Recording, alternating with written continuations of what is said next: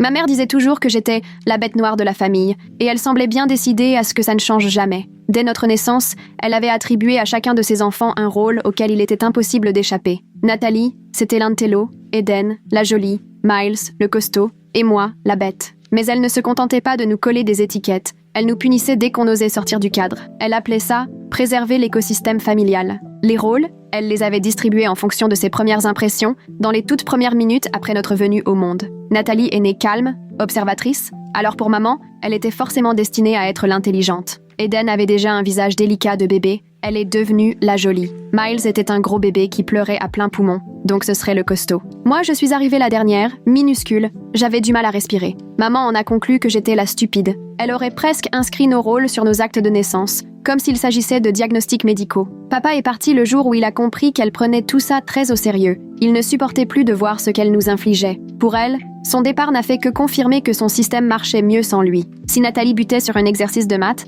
maman résolvait le problème à sa place et me frappait si j'osais m'en mêler. Parce que, selon elle, les enfants stupides n'ont rien à faire avec les chiffres. Quand j'ai dépassé Eden en taille, elle m'a forcée à rester voûtée, jusqu'à ce que ma colonne vertébrale se déforme pour de bon, parce qu'on ne pouvait pas être grande et stupide à la fois. Elle m'a retirée de l'école après le CE2, soi-disant parce que j'étais trop bête pour apprendre. Alors qu'en réalité, elle a paniqué quand elle m'a vu lire des livres bien trop compliqués pour mon âge. Miles, lui, n'avait pas le droit de pleurer, même avec des os cassés, parce que chez nous, un costaud ne ressent pas la douleur. Quand Eden a pris un peu de poids comme toutes les ados, maman l'a privée de nourriture, puis infligé des régimes absurdes, jusqu'à ce qu'elle tombe dans les pommes tous les jours, parce qu'une jolie fille doit le rester à tout prix. Plus on grandissait, plus maman devenait tyrannique. Surtout si l'un de nous montrait des qualités incompatibles avec son étiquette. Quand Eden s'est révélée douée pour le sport, elle lui a donné des pilules qui lui faisaient perdre ses cheveux, persuadée que les jolies filles ne transpirent pas. Elle obligeait Miles à soulever des charges démesurées dès l'enfance, au point qu'à 20 ans, il a dû marcher avec une canne. Nathalie, qui dessinait en secret, a vu ses toiles brûler sous ses yeux.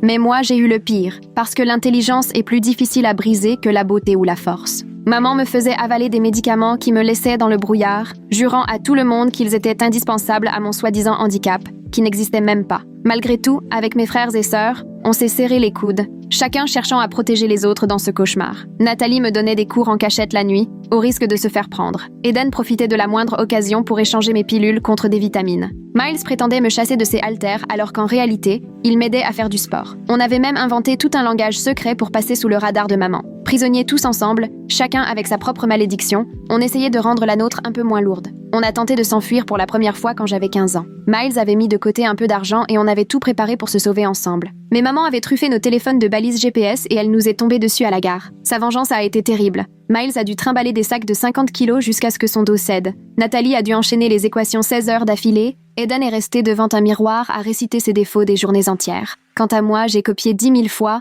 Je suis trop stupide pour penser par moi-même. Après ça, elle nous a exilés dans une ferme perdue et annoncé à tout le monde qu'on était morts dans un incendie. 3 ans plus tard, j'ai fini par trouver des cours en ligne et j'ai commencé à étudier en cachette, pendant que maman pensait que je feuilletais des albums d'images. Mes frères et sœurs rivalisaient d'ingéniosité pour m'offrir des moments de tranquillité. Nathalie simulait des crises scolaires qui accaparaient toute l'attention de maman. Eden inventait des catastrophes beauté qui prenaient des heures à régler. Miles se blessait exprès pour que maman ne me surveille pas. Grâce à eux, j'ai passé l'équivalent du bac et envoyé des candidatures à la fac depuis l'ordinateur de la bibliothèque. Quand la lettre d'admission est arrivée à la boîte postale, Miles l'a interceptée et on a pleuré tous ensemble dans la grange. On a préparé mon départ pendant des mois. Le soir venu, Nathalie a simulé une crise d'épilepsie d'épuisement, Eden a brisé un miroir et menacé de se taillader le visage. Au cœur du chaos, Miles m'a fait filer discrètement à bord de son camion direction la fac. Pendant une semaine, j'ai enfin eu un semblant de vie normale. Chambre en cité U, cours à la fac, des amis qui ne connaissaient aucun Lila, pas la stupide. J'avais le droit de choisir mes vêtements, de lever la main en classe, de rire sans crainte. Puis maman a appelé. « Tu pensais vraiment que tu pourrais m'échapper ?» a-t-elle lancé, d'une voix étrangement calme. « L'école m'a appelé à propos de ton dossier médical. Je t'ai déjà désinscrite. Miles vient te chercher. » Je me suis retournée et j'ai vu Miles dans l'embrasure, dévasté de honte. Derrière lui, maman tenait une trousse médicale. « Je suis désolée », il a chuchoté. Elle a menacé d'aveugler Eden et de briser les mains de Nathalie. Maman souriait en préparant une seringue. « Tu as complètement déréglé l'écosystème en voulant devenir intelligente », a-t-elle marmonné en s'approchant. « Il faut remettre de l'ordre dans ce cerveau trop éveillé, une bonne fois pour toutes. Le docteur Benson nous attend à la maison. Il fait des lobotomies très ciblées. » Pendant que Miles me tenait serré, maman a levé la seringue et prononcé la phrase qui me hante encore. « Ne t'inquiète pas, ma chérie. Tu n'auras même plus envie d'être autre chose que stupide une fois qu'on aura supprimé les mauvaises zones. » L'aiguille s'est approchée de ma peau. J'ai fixé le liquide transparent, tandis que les mains de Miles se refermaient sur mes bras, de plus en plus fort. J'ai senti mon cœur cogner si fort dans ma poitrine que j'ai vraiment cru qu'il allait exploser quand la pointe froide du métal a effleuré ma peau.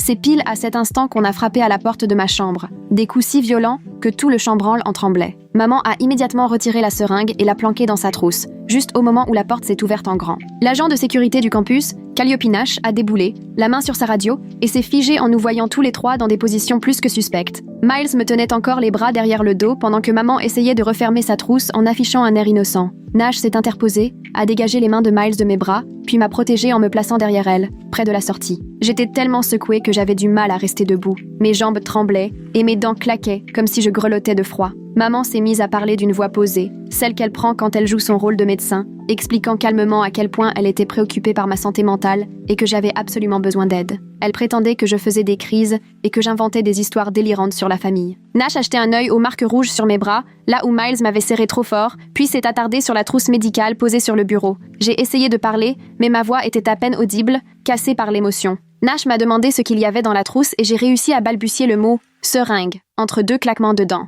Maman s'est empressée de répliquer qu'il ne s'agissait que de médicaments pour mon traitement, mais Nash n'a visiblement pas été convaincue. Elle a aussitôt demandé du renfort à la radio et s'est postée devant la porte pour bloquer toute sortie. Maman a tenté de la bousculer, mais Nash lui a imposé le silence, déclarant que personne ne quitterait la pièce tant que tout ne serait pas tiré au clair. 2 autres agents de sécurité ont débarqué. Nash leur a confié la surveillance de maman et Miles pendant qu'elle s'occupait de moi. J'ai essayé de lui raconter ce qui s'était passé, la seringue, la menace de lobotomie prononcée par maman, mais les mots sortaient pêle-mêle, emportés par la panique. Nash, en m'écoutant, a blêmi. Elle a immédiatement appelé une ambulance. Maman ne cessait d'intervenir, essayant de se justifier, mais Nash l'a rabroué fermement. L'ambulance n'a mis que 10 minutes pour arriver, même si ça m'a paru une éternité. Les ambulanciers m'ont examiné, ont remarqué la petite marque rouge laissée par l'aiguille sur ma peau, puis m'ont installé à l'arrière du véhicule. Nash, pendant ce temps, expliquait à maman et à Miles qu'ils devraient aller au commissariat pour être entendus. Aux urgences, le docteur Leora Kimura a examiné la zone d'injection, l'a prise en photo avec un appareil spécial, a mesuré les traces rouges sur mes bras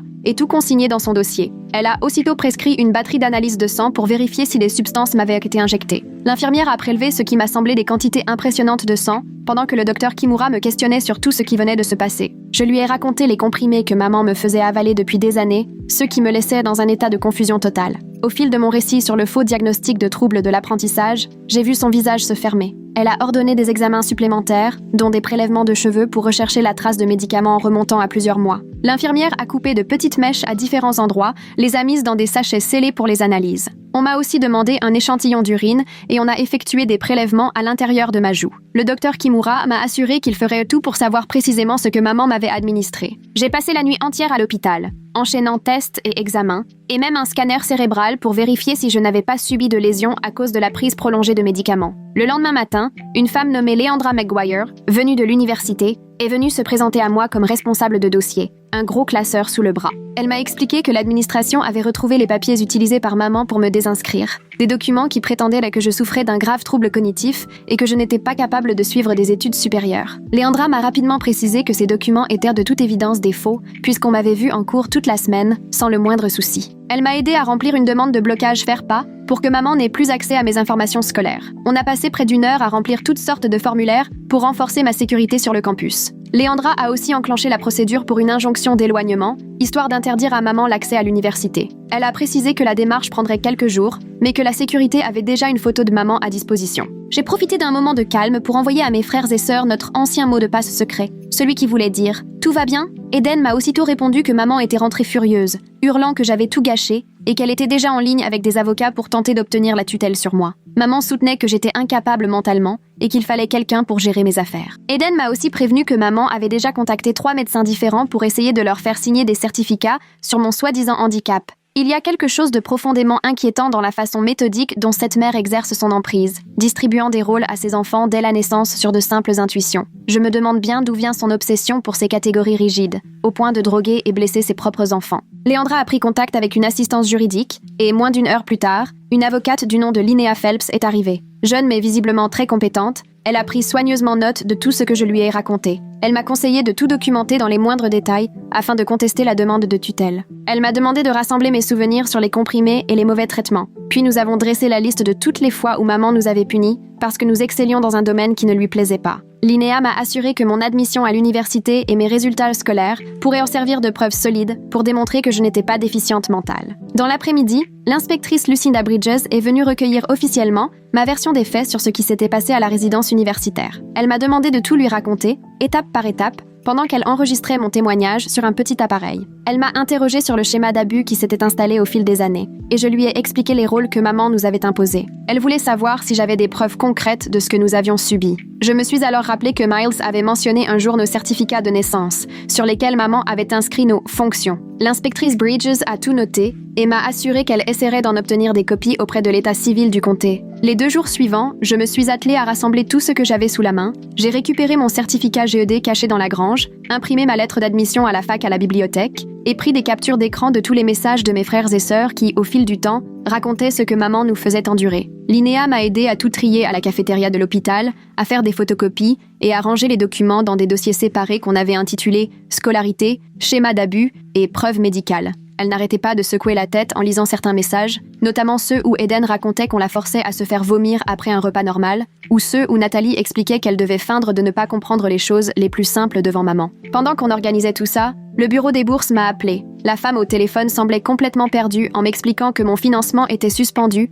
parce que maman les avait contactés pour leur dire que j'étais incapable de gérer mon argent. Le lendemain matin, Léandra m'a rejointe et on s'est retrouvés sur ces horribles chaises en plastique pendant qu'elle remplissait le dossier de demande de dérogation de dépendance. Elle a expliqué la situation au responsable des aides financières, lui a montré le rapport de police sur l'incident à la résidence. Il a reconnu que cela prendrait plusieurs semaines, mais a promis d'accélérer les démarches, compte tenu des circonstances. L'après-midi, maman a commencé à m'inonder de mails sur mon adresse universitaire, des messages interminables, décousus, dans lesquels elle m'accusait de détruire l'équilibre familial et affirmait que l'acceptation par l'idiote de son rôle était indispensable au bien-être de tous. Elle écrivait que l'intelligence de Nathalie n'aurait plus de valeur sans point de comparaison, que la beauté d'Eden ne compterait plus si tout le monde était mis au même niveau, que la force de Miles venait du fait de protéger la plus faible. Linnea m'a conseillé de sauvegarder chaque mail sans jamais répondre, en précisant que ces messages étaient la preuve même de la logique abusive de maman et qu'ils joueraient un rôle essentiel dans notre dossier. Je les ai tous transférés dans un dossier à part, en évitant de les relire car ils me donnaient les mains tremblantes. 3 jours plus tard, le docteur Kimura m'a appelé pour me donner les résultats sanguins.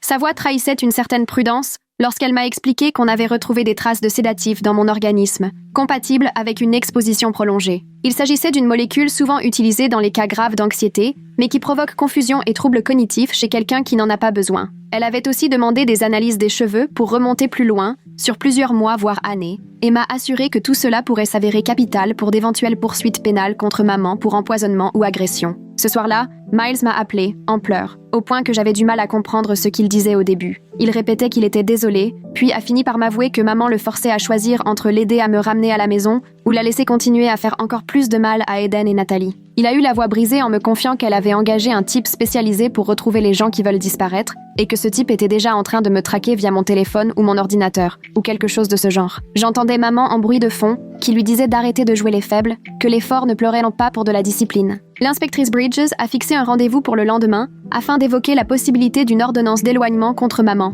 Selon elle, entre la tentative d'agression dans ma chambre à la résidence universitaire, le traçage dont elle avait parlé et toutes les preuves accumulées, nous avions assez d'éléments pour obtenir au moins une mesure de protection temporaire. On s'est retrouvés au commissariat où elle m'a demandé de remplir d'autres papiers, en détaillant chaque fois où maman m'avait blessée, menacée ou contrôlée. 3 jours plus tard, nous étions au tribunal pour l'audience de l'ordonnance d'éloignement temporaire. Sans surprise, maman est arrivée impeccable, tailleur bleu marine, cheveux tirés en arrière, et a expliqué au juge d'un ton calme et posé que j'étais instable, sujette à des troubles mentaux nécessitant une surveillance permanente. Mais quand le juge a examiné les preuves médicales du docteur Kimura, consulté les mails de maman sur l'écosystème et vu les photos des marques sur mes bras prises par l'agent Nash après l'incident de la chambre, il s'est rapidement durci. Il a accordé une ordonnance d'éloignement temporaire de 2 semaines et fixé une nouvelle audience pour en discuter la prolongation, en avertissant maman que tout contact entraînerait son arrestation. À peine sortie du tribunal, maman a commencé à contourner l'interdiction, en demandant à des cousins que je n'avais pas vus depuis des années de m'envoyer des messages pour me dire que je brisais son cœur, ou en se servant d'anciens amis de la famille pour appeler la résidence universitaire et m'accuser de détruire la famille. Linnea a soigneusement documenté chaque tentative de contact, considérant que cela violait l'esprit, sinon la lettre, de l'ordonnance, renforçant notre dossier sur l'incapacité de maman à respecter la moindre limite, même sous la menace de la justice. Quelqu'un a ensuite publié l'adresse de ma chambre universitaire sur un forum dédié aux enfants à problème, prétendument abandonnant leur famille, m'accusant d'être une personne dangereuse et instable, laissant ma pauvre mère gérer seule les enfants après tant d'années de sacrifices. Le service informatique du campus m'a aidé à tout documenter, en faisant des captures d'écran et en retraçant les adresses IP, pendant que la sécurité renforçait les rondes autour de mon bâtiment et vérifiait les cartes d'identité de toute personne qui ne ressemblait pas à un étudiant. Dès le lendemain de l'incident de doxing, l'université a officiellement interdit à maman de remettre les pieds sur le campus. L'agent Nash s'est même déplacé lui-même à la ferme pour lui remettre la vie en main propre et l'avertir que la moindre apparition sur place se solderait par une arrestation immédiate et des poursuites pour intrusion. 2 jours après, j'ai trouvé un petit paquet coincé entre des factures et des prospectus dans ma boîte aux lettres du campus. À l'intérieur, il y avait une clé USB, accompagnée d'un post-it sur lequel Miles avait juste écrit « Preuve » de sa main. En la branchant à mon ordinateur, je suis tombée sur des scans de nos 4 actes de naissance. Mes mains se sont mises à trembler en découvrant ce que maman avait inscrit dessus. Elle avait noté, noir sur blanc, dans la rubrique réservée aux antécédents médicaux, les rôles qu'elle nous avait attribués avec sa belle écriture soignée. Sur celui de Nathalie, on pouvait lire « l'intelligente, capacité cognitive exceptionnelle ». Pour Eden, c'était « la jolie, priorité à l'esthétique ». Miles avait hérité de « le fort, dominance physique requise ». Et sur le mien figurait « la bête, capacité sévèrement limitée ». Elle avait tout simplement collé ces étiquettes sur nos documents officiels, comme s'il s'agissait de véritables diagnostics médicaux. J'ai aussitôt imprimé des copies et je me suis précipitée, même sans manteau, jusqu'au bureau de Linnea. Elle a à peine jeté un œil aux actes de naissance que son visage est devenu livide. C'est de la maltraitance préméditée, documentée dès la naissance, a-t-elle lâché. En 20 ans de carrière, je n'ai jamais rien vu d'aussi clair. Elle a commencé sans attendre à faire des copies pour compléter notre dossier, bien décidée à s'en servir comme pièce maîtresse lors de l'audience pour l'ordonnance d'éloignement définitive. Ce même après-midi, mon téléphone a vibré, un message d'Eden rédigé avec notre vieux code de toujours. Quand j'ai compris, j'ai eu un nœud à l'estomac. Elle avait perdu connaissance à la ferme et maman l'avait emmenée aux urgences. Le médecin a tout de suite vu qu'elle était gravement sous-alimentée et a cherché à en savoir plus sur ses habitudes alimentaires. Maman a simplement répondu qu'Eden était stressée parce que sa sœur compliquée avait abandonné la famille et proférait de fausses accusations. Eden m'a expliqué que le médecin avait semblé méfiant, mais il n'a pas insisté, puisque maman restait collée à elle. Je lui ai demandé si elle pouvait essayer de récupérer des copies du dossier médical. Elle avait peur mais m'a promis qu'elle tenterait, car le comportement de maman empirait chaque jour. Maintenant, elle la forçait à se peser 3 fois par jour et réduisait encore plus ses rations. Le lendemain matin, l'inspectrice Bridges m'a appelée avec une nouvelle totalement inattendue. Une voisine, qui habite près de la ferme, avait vu passer un reportage sur l'affaire et avait contacté la police. Elle expliquait qu'elle entendait des cris bizarres venant de chez nous depuis des années et qu'elle trouvait étrange la fréquence des livraisons par des camions de matériel médical, bien trop élevée pour une famille ordinaire. Elle s'était toujours posé des questions,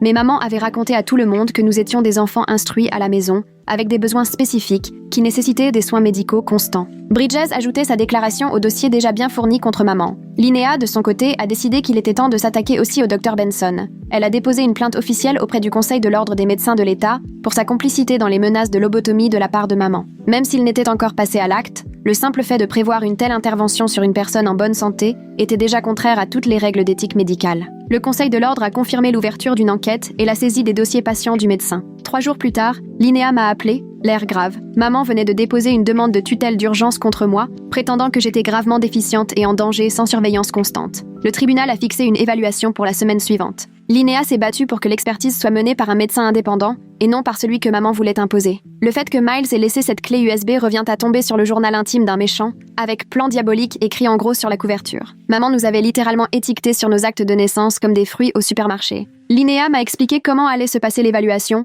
et m'a conseillé de rester naturelle, de répondre honnêtement. L'examen s'est déroulé dans un petit bureau au tribunal. L'évaluatrice, une femme d'une 50aine d'années, avait l'air à la fois douce et très pointilleuse. J'ai passé 3 heures à répondre à ses questions, à passer des tests cognitifs simples, à raconter mon parcours scolaire et à décrire les violences subies. Elle m'a fait résoudre des problèmes de maths, lire des textes et les expliquer, et même démontrer que je savais manier des concepts abstraits. Quand je lui ai montré mon diplôme du GED et ma lettre d'admission à l'université, elle a eu un moment d'hésitation, quasiment surprise. « Votre mère soutient que vous avez la capacité intellectuelle d'un enfant en bas âge », m'a-t-elle lancée, prudente. Je lui ai alors montré l'acte de naissance, annoté de la main de maman, où j'étais qualifiée de « la bête ». dès la naissance. L'évaluatrice a pris des notes très précises et m'a expliqué qu'elle aurait besoin de temps pour analyser tous les éléments avant de formuler sa recommandation au juge. Pendant ce temps, Léandra s'était débrouillée pour que je puisse bénéficier d'un accompagnement psychologique. Elle m'a mise en contact avec un groupe de parole pour victimes de violences familiales, qui se réunissait chaque semaine sur le campus. Il y avait des mois d'attente pour une thérapie individuelle,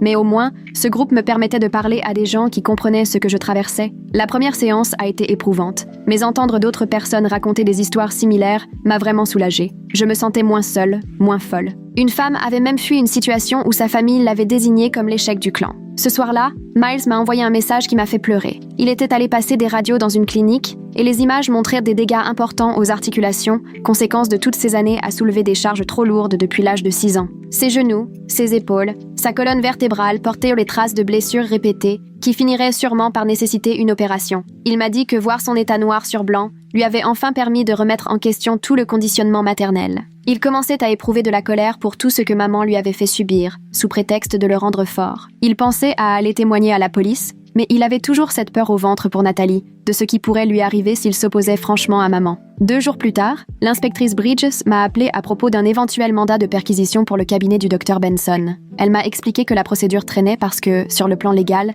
il n'avait encore rien fait de répréhensible. Être menacé et utilisé malgré soi dans les magouilles de maman ne suffisait pas à convaincre la plupart des juges de délivrer un mandat. Il lui fallait des preuves réelles, quelque chose de tangible qui montre une intention ou des préparatifs pour l'intervention dont maman avait parlé. Je comprenais, mais j'étais frustrée de voir qu'on ne pouvait rien faire avant qu'il n'arrive vraiment quelque chose. J'avais l'impression que la justice ne servait qu'à punir après coup, jamais à protéger à temps. Ce même après-midi, en rentrant dans ma chambre après avoir vu Linnea, j'ai remarqué quelque chose d'étrange. Une feuille de papier pliée m'attendait, glissée sous ma porte pendant mon absence. J'avais les mains qui tremblaient en dépliant la feuille et en lisant les mots écrits d'une écriture que je reconnaissais trop bien. Les idiotes qui s'enfuient finissent mal. C'était tout, mais il n'y avait aucun doute sur la provenance du message. C'était bien la main de maman. J'ai aussitôt appelé la sécurité du campus et l'agent Nash est venu récupérer le message comme preuve. Ils ont passé des heures à scruter les images de vidéosurveillance du couloir, mais la personne avait soigneusement évité toutes les caméras. Elle connaissait les angles morts par cœur, preuve qu'elle avait étudié les lieux et planifié son geste.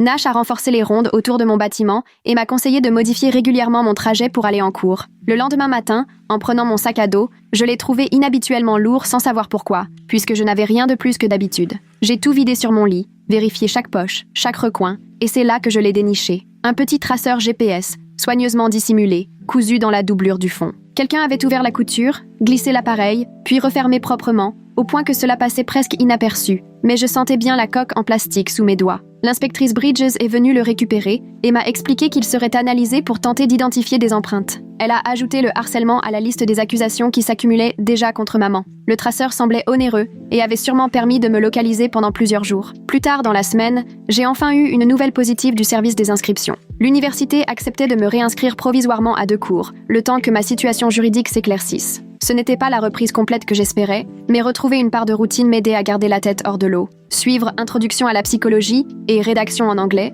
me prouvait que j'étais capable de réussir à la fac. Mes professeurs ont été très compréhensifs quand Léandra leur a expliqué ce que je traversais. Ils m'ont accordé des délais supplémentaires pour les devoirs à chaque fois que j'avais une convocation à la police ou au tribunal. Malgré tout, jongler entre les cours et toutes les démarches a vite tourné à l'épuisement. Il y avait des jours où j'enchaînais un rendez-vous avec la police, un cours, puis une réunion avec Linnea, et j'avais l'impression que mon cerveau explosait dans tous les sens, incapable de me concentrer sur mes devoirs. Le groupe de parole m'apportait un peu de répit, mais il arrivait que je me sente quand même complètement dépassée. 3 semaines après l'évaluation, nous avons enfin eu la réponse concernant la demande de tutelle d'urgence déposée par maman. Le rapport de l'évaluatrice était limpide. J'étais pleinement capable. Le juge a rejeté la demande de maman et semblait sincèrement alarmé par la somme de preuves que nous lui avions présentée. Il a fixé une audience complète pour une éventuelle ordonnance d'éloignement définitive et demandé à l'inspectrice Bridges de poursuivre ses investigations. D'après mes frères et sœurs, maman a très mal vécu ce revers. Ce soir-là, Nathalie m'a envoyé un message alarmant en utilisant notre code secret. Maman m'a dit que si je témoignais contre elle, elle me briserait les mains pour que je ne puisse plus jamais écrire ni taper.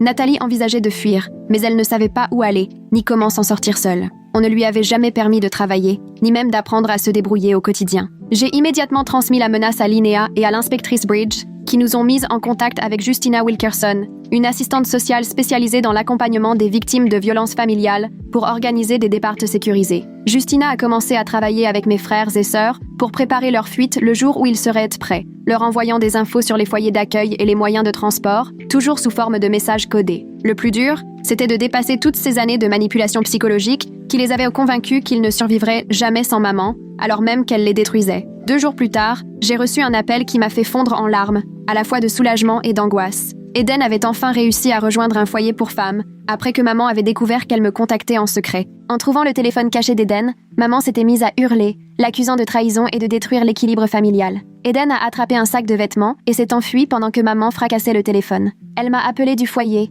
en pleurs, mais aussi soulagée pour la première fois depuis des années. Je n'en pouvais plus d'être privée de tout. J'ai enfin choisi ma vie plutôt que l'approbation de maman. Le foyer gardait son adresse secrète et l'aidait à recevoir des soins pour les séquelles de toutes ces années de malnutrition. En quelques heures, maman avait déjà appelé la police pour signaler Eden comme fugueuse et kidnappée, prétendant que je l'avais embrigadée et forcée à partir contre sa volonté. Mais Bridge a vite confirmé auprès du foyer qu'Eden était majeure et qu'elle était partie de son plein gré. Ce signalement abusif venait s'ajouter à la longue liste de comportements de harcèlement et de contrôle que maman accumulait. Bridge disait que chaque mensonge de maman auprès des autorités ne faisait qu'alourdir notre dossier. À force d'enchaîner les tentatives désespérées pour garder la main, maman se discréditait toute seule. De son côté, Eden découvrait enfin ce que c'était de manger normalement, sans avoir quelqu'un sur le dos à chaque bouchée. Le personnel du foyer n'en revenait pas de me voir aussi maigre pour ma taille, m'a-t-elle raconté. On l'a alors mise en relation avec des médecins spécialisés dans les troubles alimentaires. C'est étrange de pouvoir manger sans culpabiliser, mais je suis déterminée à m'en sortir, m'a-t-elle dit. Elle voulait être assez solide pour témoigner de tout ce que maman nous avait fait subir. Dès le lendemain matin,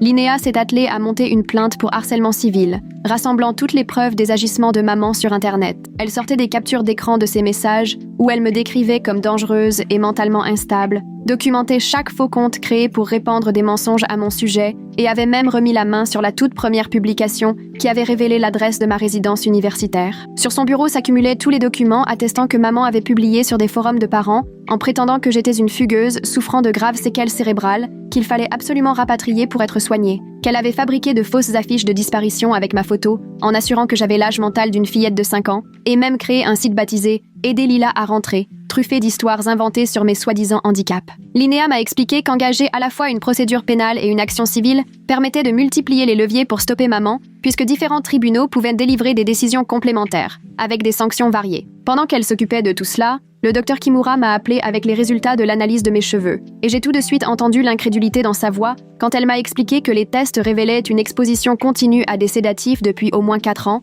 à des taux qui laissaient penser que quelqu'un m'en administrait volontairement, en dehors de tout cadre médical justifié. Les concentrations dans différentes parties de mes cheveux permettèrent de reconstituer une chronologie. L'empoisonnement avait commencé vers mes 14 ans et s'était poursuivi jusqu'à mon départ pour la fac, avec des pics sur la dernière année, probablement au moment où maman avait augmenté les doses pour me maintenir dans la confusion à mesure que je prenais de l'indépendance. Dr Kimura m'a confié qu'elle n'avait jamais vu ça en dehors de cas d'empoisonnement criminel et qu'elle préparait un rapport détaillé qui renforcerait grandement les charges pénales. Ce même après-midi, une lettre du cabinet du Dr Benson est arrivée, assurant qu'aucune procédure n'était prévue pour moi et niant toute discussion avec ma mère au sujet d'intervention médicale. Mais Linnea a tout de suite repéré les formulations prudentes qui prenaient bien soin de ne jamais affirmer que le Dr Benson n'avait jamais parlé à maman de tout cela. Comment Eden avait-elle pu savoir exactement à quel moment prendre ses affaires et s'enfuir, alors que maman était absorbée par son téléphone? Le timing était tellement parfait qu'on aurait dit qu'elle préparait ce départ depuis des années. La lettre multipliait les expressions du type « aucune consultation formelle » ou « aucun rendez-vous programmé »,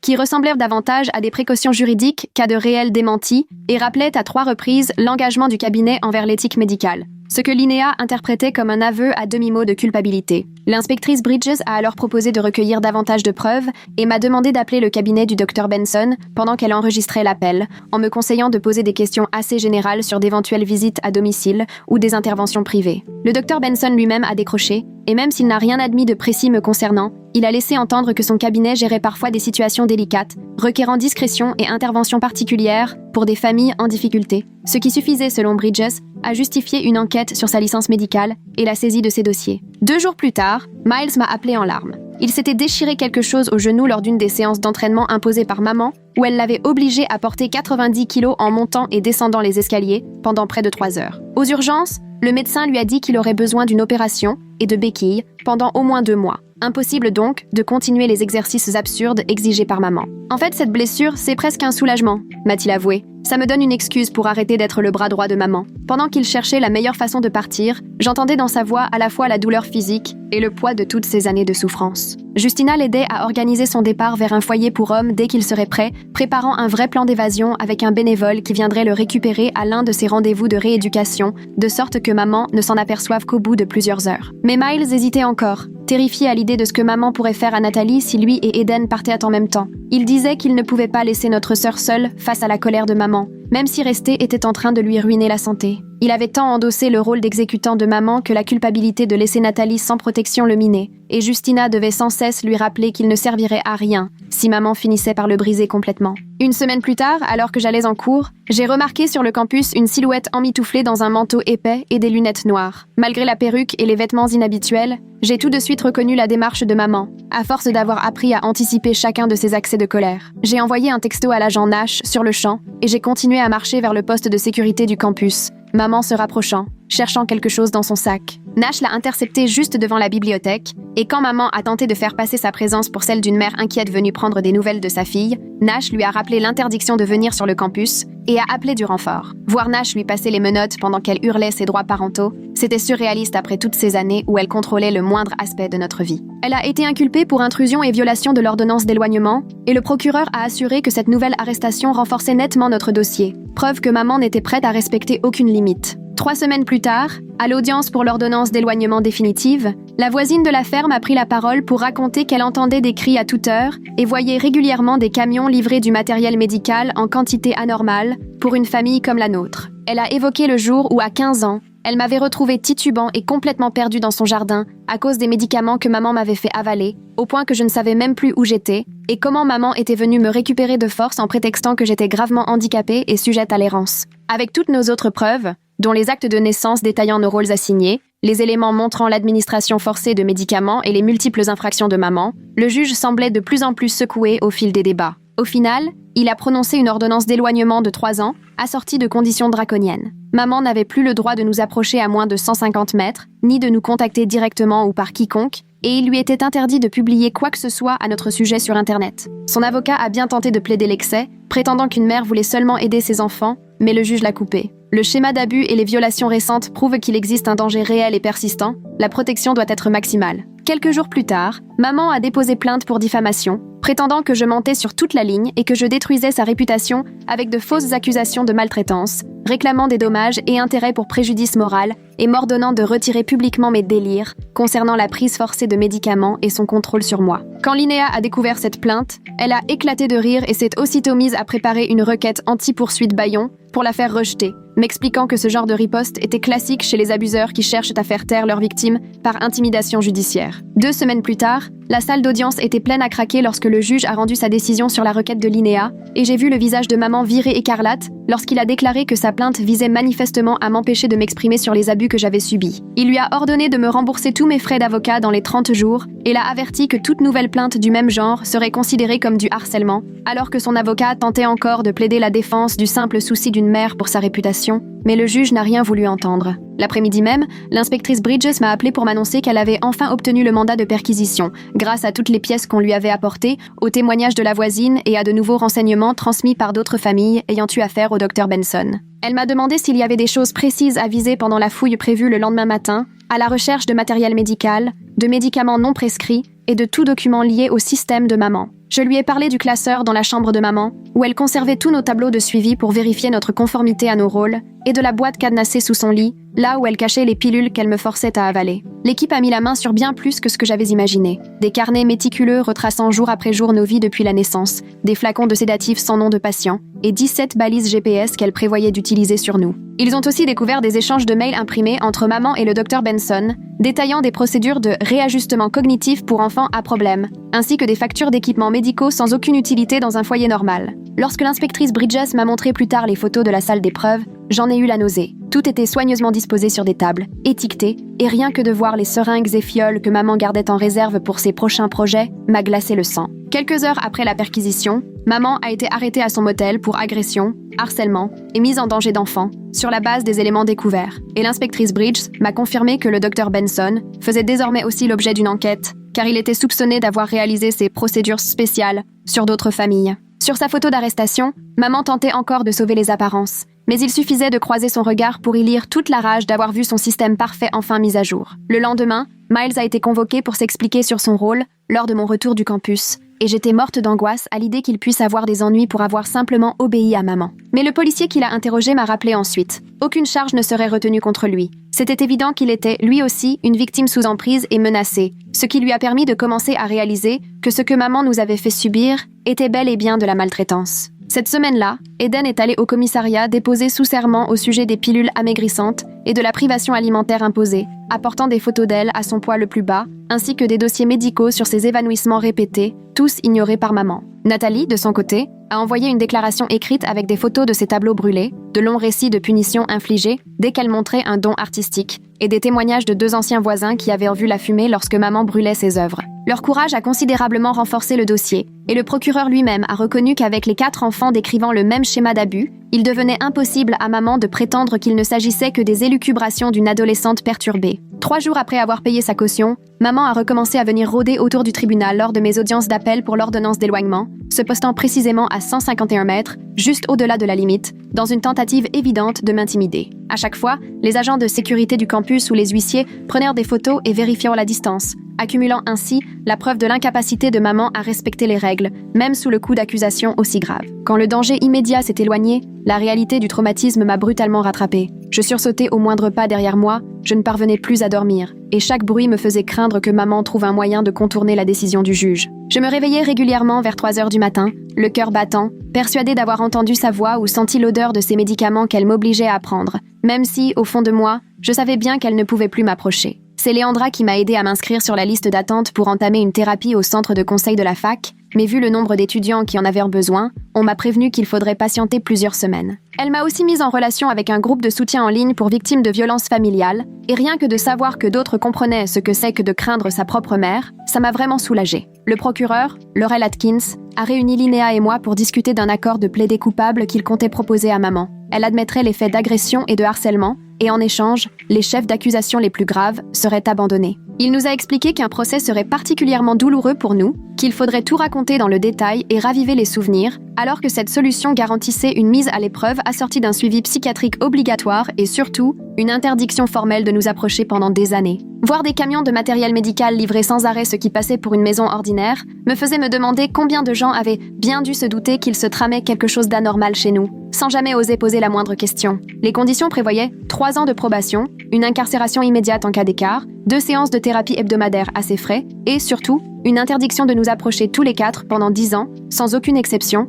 même pour les réunions de famille ou les fêtes. Ce soir-là, j'ai appelé mes frères et sœurs, et on a passé des heures à discuter pour savoir si on devait accepter cet accord. Miles disait qu'il voulait simplement que tout cela se termine. Eden redoutait que maman trouve un moyen de contourner l'interdiction, et Nathalie avait l'espoir que la thérapie aiderait maman à ouvrir les yeux sur ce qu'elle nous avait fait. Finalement, on s'est dit que notre sécurité comptait plus que la satisfaction de voir maman recevoir la peine la plus lourde, et qu'il valait mieux opter pour une solution sûre plutôt que de risquer un procès où tout pouvait nous échapper. 2 jours après, on a tous envoyé des lettres au procureur pour exprimer notre accord, et maman a reconnu les faits au tribunal, tandis que le juge s'assurait bien qu'elle comprenait ce que signifiait rester éloignée de nous pendant 10 ans. Les nouvelles concernant le Dr Benson sont arrivées par le détective Bridges, qui m'a appelé pour m'informer qu'après la parution de notre histoire dans la presse locale, 3 autres familles avaient signalé à l'ordre des médecins qu'il avait prescrit à leurs enfants des traitements pour le moins inquiétants. Sa licence a été immédiatement suspendue en attendant l'enquête, et Bridges m'a dit qu'il y avait peu de chances qu'il puisse exercer à nouveau, ce qui voulait dire que maman avait perdu son principal complice médical, celui qui aurait pu aller au bout de ses menaces les plus terribles. Une semaine plus tard, Eden m'a écrit pour m'annoncer qu'elle avait trouvé un petit appartement à 2 rues de la fac, grâce à un peu de l'argent que notre grand-mère nous avait laissé, argent que maman ne connaissait même pas, et qu'elle recommençait enfin à manger normalement après des années de privation. Elle m'a confié que son corps réapprenait peu à peu ce que c'était de se sentir comme tout le monde et qu'elle s'était inscrite, elle aussi, sur la liste d'attente du centre de santé pour une thérapie des troubles alimentaires, même si l'attente risquait d'être longue. Miles m'a envoyé un message pour me dire qu'il avait commencé la kiné pour réparer les dégâts sur ses articulations, après toutes ces années à soulever des poids parce que maman le lui ordonnait et que le kiné avait été choqué en découvrant l'étendue de ses blessures. Il m'a aussi expliqué qu'il participait désormais à un groupe de parole pour hommes victimes de violences et qu'il regrettait d'avoir aidé maman ce jour-là dans ma chambre universitaire, même s'il savait que je n'étais pas prête à lui pardonner. J'ai apprécié qu'il fasse un pas vers moi pour réparer ce qui pouvait l'être, même si je n'étais pas encore disposée à lui refaire confiance. Nathalie m'a appelé un après-midi pour m'annoncer qu'elle avait trouvé un petit boulot dans le magasin de fournitures d'art du centre-ville et qu'elle s'était remise à peindre, discrètement, dans l'arrière-boutique pendant ses pauses, là où personne ne pouvait la voir. Elle n'était pas encore prête à montrer ses toiles à qui que ce soit. Le souvenir de maman brûlant ses tableaux la hantait toujours. Mais rien que le fait de tenir à nouveau un pinceau lui redonnait le sentiment d'être elle-même. Le service des bourses a enfin traité mon dossier d'indépendance. Après des semaines de démarches et d'entretiens, où j'ai dû prouver que maman n'avait plus la moindre mainmise sur mes études. Ils m'ont rétabli ma bourse complète et verrouillé définitivement tous mes dossiers pour que maman ne puisse plus jamais y accéder. Ce qui signifiait que je pouvais reprendre mes cours à plein temps le semestre suivant, sans craindre qu'elle s'en mêle. Mes frères et sœurs et moi avions repris nos échanges, mélangeant notre vieux code secret d'enfance et des conversations plus classiques, parce qu'on avait tous besoin de rester en contact tout en respectant la façon dont chacun gérait son traumatisme. Eden se concentrait sur sa santé, Nathalie reconstruisait son univers artistique et Miles essayait de surmonter la culpabilité d'avoir été l'instrument de maman pendant toutes ces années. J'ai enfin pu sortir de la liste d'attente et rencontrer une psychologue spécialisée dans les traumatismes familiaux et les questions de contrôle. Elle a écouté toute mon histoire sans porter de jugement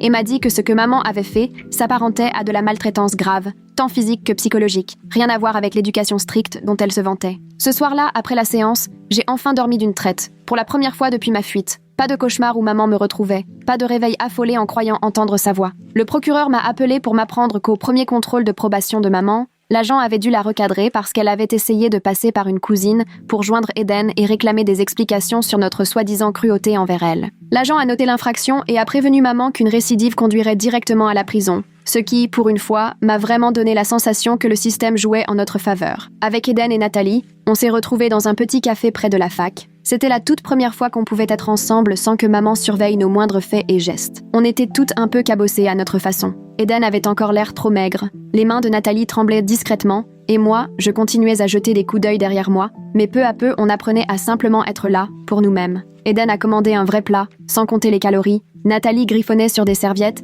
et moi, je parlais de mes cours sans me forcer à faire semblant d'être bête. On est resté là 3 heures, juste des sœurs, sans rôles imposés ni crainte d'être punies. Et c'était la première fois que ça nous arrivait. Le lendemain matin, en allant à mon cours d'anglais, je me suis rendu compte que je ne jetais plus de regards inquiets derrière moi à chaque pas, et je n'étais plus sans cesse en train de préparer un plan d'évasion au cas où maman débarquerait. Le soleil me caressait le visage, les autres étudiants affluaient autour de moi pour aller en cours, et j'avais l'impression d'être une étudiante comme les autres, tout simplement prête à apprendre. Je me suis installée au premier rang, et j'ai levé la main pour répondre à une question sur le texte qu'on avait lu, sans la peur que montrer que j'étais intelligente puisse me valoir des coups. Le prof a souri à ma réponse et m'a dit que ma remarque était très pertinente. Chez nous, j'aurais reçu une correction, mais ici, ça voulait juste dire que j'avais compris. Après le cours, je suis passée à la bibliothèque pour réviser mon partiel de psycho, sans rentrer la tête dans les épaules pour paraître invisible ni traîner des pieds pour me rendre insignifiante. D'autres étudiants bossaient autour de moi, et j'ai sorti mes manuels et mes surligneurs comme si tout cela était normal, comme si j'avais, moi aussi, ma place ici. La nulle de la famille suivait désormais des cours à la fac et se faisait des amis qui ne voyaient en moi que Lila. Pas un rôle assigné dans une famille toxique. J'avais devant moi un avenir que maman m'avait toujours dit inaccessible, et même si on avait encore du chemin à faire pour guérir, on était enfin libre de devenir qui on voulait, et pas ce qu'elle avait décidé pour nous. Voilà, c'est la fin de mon aventure du jour dans les commentaires. Merci de m'avoir permis de glisser mes petites réflexions tout au long du récit. Jusqu'à la prochaine fois, prenez soin de vous. Si vous avez lu jusqu'ici, laissez un commentaire, ça me fait toujours plaisir de vous lire.